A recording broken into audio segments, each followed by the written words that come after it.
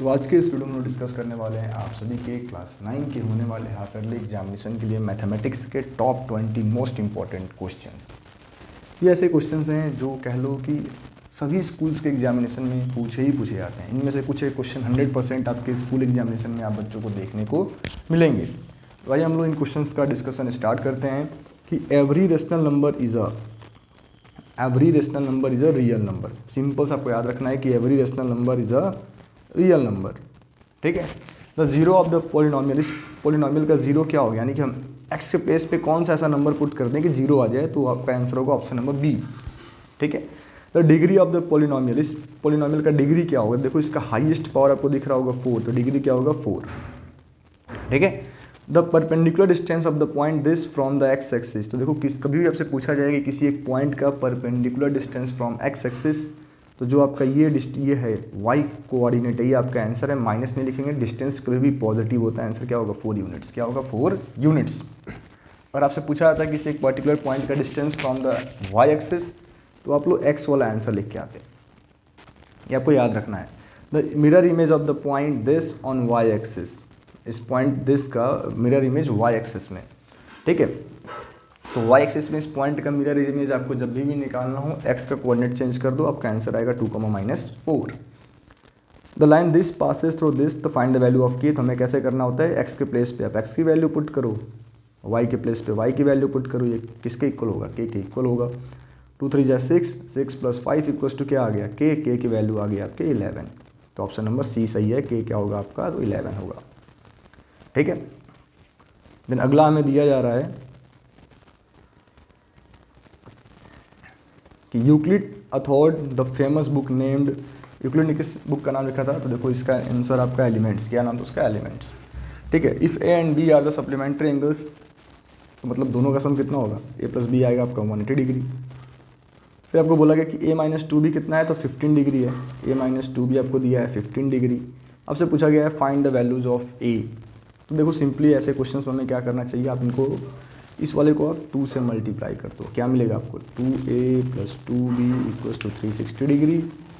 आपके पास यहाँ a है, -2b है कितना 15, दोनों को आप ऐड कर लें, यहाँ आ गया 3 और यहाँ पे आ गया 375, तो a का वैल्यू हो जाएगा 125। ये आपका होगा बी, ऑप्शन नंबर बी 125। ठीक है। देन अगला आपसे पूछा जा रहा है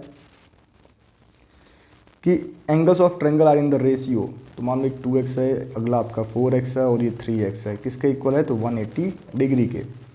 तो 9x किसके इक्वल आ गया, 180 डिग्री। तो x आ गया आपका 20 डिग्री। तो पहला एंगल क्या होगा आपका 40 डिग्री, दूसरा आपका होगा 80 डिग्री और तीसरा क्या होगा 120 डिग्री। 40, 80 और 120 डिग्री। तो आपसे पूछा है स्मॉलेस्ट एंगल, तो ऑप्शन नंबर सी आपका बिल्कुल सही है। देन अगला क्वेश्चन हमारा है क्वेश्चन नंबर 10। क्वेश्चन नंबर 10 में आपको क्या दिया गया है कि which of the following is not a criteria for the congruency of triangle. देखो ऐसा कोई क्राइटेरिया में नहीं पढ़ाया जाता है साइड ए। तो ऑप्शन नंबर ए जो आपका ये इसका सही आंसर होगा कि ऐसा कोई क्राइटेरिया में नहीं पढ़ाया जाता है। बोला express the following in the form of p/q। तो देखो क्या लिखा गया है 0.356। तो आप सिंपली इसको क्या लिख सकते हैं 356/1000। देन आप इसको सिंप्लीफाई कर देना, आपका आंसर आ जाएगा। यहाँ बोला गया find the value of m for which this is divisible by x + 2। देखो डिविजिबल बाई x + 2 होने का मतलब क्या है, देखो बच्चा यहीं पे कंफ्यूज हो जाएगा। ठीक है। बोला गया है कि जो आपका क्वेश्चन है x³ - 2mx + 16, ये किससे डिविजिबल है, तो x + 2 से डिविजिबल है। तो x + 2 से डिविजिबल होने का मतलब क्या है कि जो आपका x + 2 है, अगर ये इसको डिवाइड कर रहा है मतलब रिमाइंडर 0 आएगा, मतलब x + 2 क्या होगा, फैक्टर। क्या होगा, फैक्टर। यानी कि अगर हम इसको कंपेयर करें 0 से, तो हमें मिला x - 2। यानी अगर हम x के प्लेस पे -2 पुट करते हैं, तो f - 2 की वैल्यू क्या होगी, इक्वल टू 0। यानी -2 का क्यूब -2 × m - 2 + 16 किसके इक्वल होगा, तो 0 के इक्वल होगा। यहाँ पे क्या आ गया -8 + 4m + 16 किसके इक्वल, 0 के इक्वल आ गया। तो 4m + 8 = आ गया 0। तो 4m क्या आ गया -8m क्या आ जाएगा -2, हो गया आपका आंसर। m क्या होगा -2। तो m का वैल्यू क्या आ गया -2 आ गया।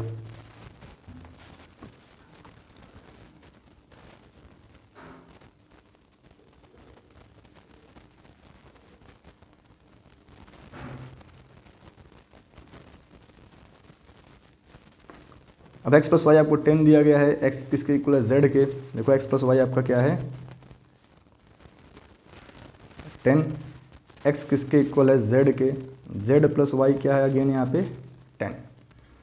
ठीक है, x प्लस वाई आपका 10 है, x किसके इक्वल है z के इक्वल है, और z प्लस वाई भी क्या है आपका 10 है। तो आप ध्यान से देखेंगे तो इन दोनों को आपको बोला गया है कि using appropriate Euclid axiom, using appropriate Euclid's axiom आपको इनको सॉल्व करना है।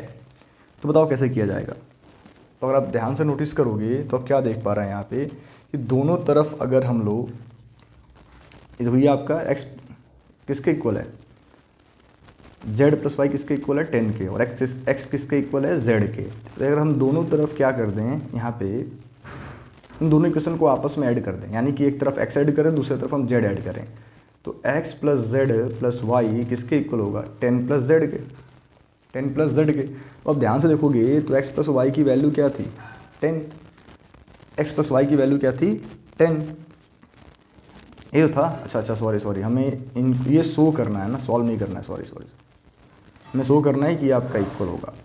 ठीक है, तो x प्लस वाई किसके इक्वल है 10 के, x प्लस वाई किसके इक्वल है 10 के। तो यहाँ पे हमें दिया गया है कि x इक्वल्स टू क्या है आपका z, और x किसके इक्वल है z के। तो आपको शो करना है कि z प्लस वाई किसके इक्वल हो जाएगा 10 के। तो हम क्या लिखेंगे, simply adding y to the both side. तो x प्लस वाई किसके इक्वल होगा, तो z प्लस वाई के, क्योंकि तो कोई भी इक्वल चीज़ में अगर आप इक्वल ऐड करते हो तो क्या आता है इक्वल ही आता है। और x प्लस वाई आपको पहले से क्या गिवन है, तो 10 गिवन है, यानी 10 इक्वल्स टू क्या आ गया z प्लस वाई हो गया अप्रूव्ड। ठीक है, देन अगला आपको दिया गया question number 14।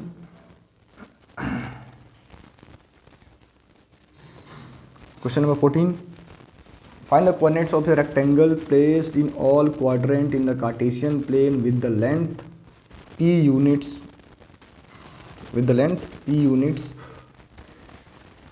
on x-axis and breadth q units on y-axis। बोला find the coordinates of a rectangle placed in third quadrant in a Cartesian plane with the length p units on x-axis and breadth q units on y-axis। ठीक है, तो देखो आपका कैसा बोला गया, ये एक आपका कार्टेशियन प्लेन में पहले हम लोग ड्रॉ कर लें। ये हमारा कार्टेशियन प्लेन है।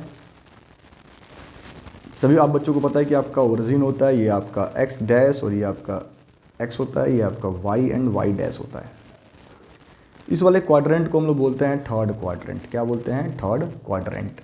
ठीक है, तो हमसे क्वेश्चन में क्या बोला गया, क्वेश्चन में आपसे बोला जा रहा है कि आपको एक ऐसा रेक्टेंगल पता करना है जिसका लेंथ p यूनिट्स है और ब्रेथ आपका q यूनिट्स है, और किस में बना है रेक्टेंगल, थर्ड क्वाड्रेंट। मतलब लेंथ आपका यहाँ पे कहीं p यूनिट्स है और ब्रेथ आपका यहाँ पे कहीं q यूनिट्स है, और आपको पता करना है कि find the length of find the coordinates of rectangle. ठीक है, देखो ये पॉइंट x एक्सिस पे है तो क्या हो जाएगा p, 0। ये पॉइंट आपका y एक्सिस पे क्या हो जाएगा q, 0। और रेक्टेंगल देखो, रेक्टेंगल बेसिकली हमारा यही बना है, एक पॉइंट आपका ये 0, 0, और ये क्या हो जाएगा p यूनिट्स और q यूनिट्स। तो माइनस लिख सकते हो, minus p units minus q units. ठीक है, क्यों माइनस लिख रहे हैं हम लोग, क्योंकि इधर क्या होता है नेगेटिव x एक्सिस, इधर भी क्या होता है नेगेटिव y एक्सिस। अगला पूछा गया कि draw the graph of the line. ठीक है, इनको आप लोग ग्राफ ड्रॉ कर लेना बाय यूजिंग ग्राफ पेपर, और जहाँ पे दोनों कट करेंगे वही आपका आंसर है। अब यहाँ पे एक फिगर गिवन है, आपको बताना है coordinates of b and f। देखो b का कोऑर्डिनेट क्या होगा, b आपका पॉइंट यहाँ बना है तो -5, -4। f क्या होगा आपका, तो इस पे बना है तो 6, 0। फिर आपको बोला गया है कि the point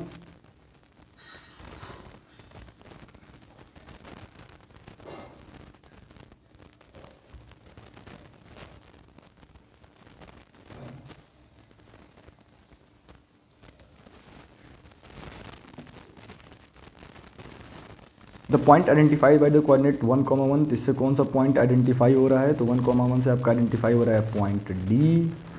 the abscissa of the point D and H. तो एब्सिसा क्या होंगे, तो इसका देखो एब्सिसा 1 है और एच के एब्सिसा क्या है, तो देखो पॉइंट आपका यहाँ है, एच का एब्सिसा होगा 0।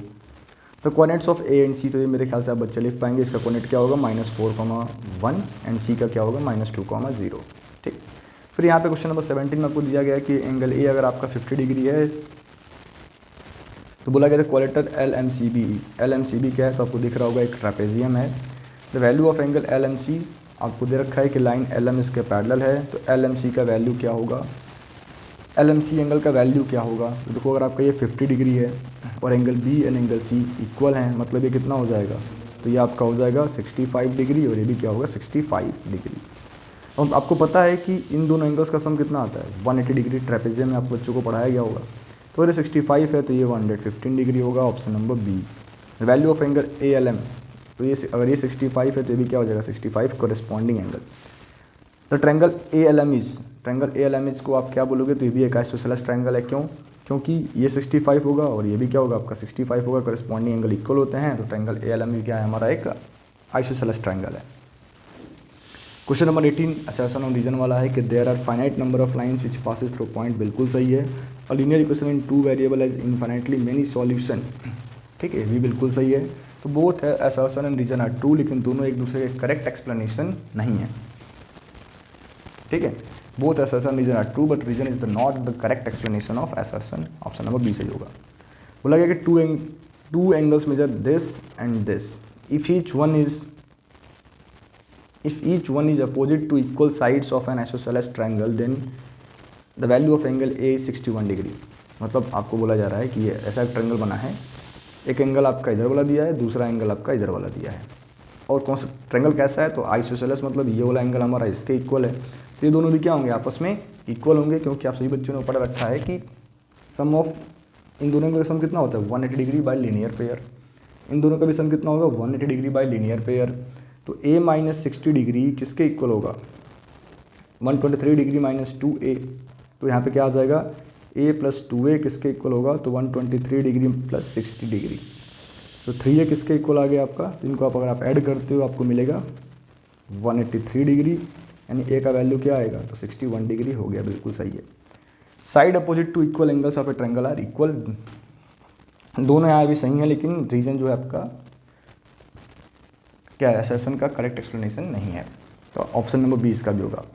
अब बोला जा रहा है कि if a transversal intersect two lines such that the bisector of pair of corresponding angles are parallel then prove that the lines are parallel. तो दो लाइन आपके पास हैं, एक ट्रांसवर्सल है, इसका बाइसेक्टर और इसका बाइसेक्टर आपस में पैरेलल है, तो आपको प्रूफ करना है कि लाइन्स क्या हैं आपस में पैरेलल हैं। तो इनको आप लोग कैसे कर पाओगे, सिंपल सा तरीका है कि इसको आप मान लो एंगल 1 और ये आपका एंगल 2 है, एंगल 3 और एंगल 4 है। हमें दे रखा है कि ये आपस में करस्पॉन्डिंग एंगल्स हैं, तो इनके बाइसेक्टर भी क्या होंगे इक्वल होंगे, यानी एंगल 1 किसके इक्वल होगा, एंगल 2 के इक्वल होगा। क्यों, क्योंकि ये सॉरी आपको बोला जा रहा है कि लाइंस आपस में पैरेलल हैं, ठीक है, और ये हमारे करस्पॉन्डिंग एंगल्स हैं।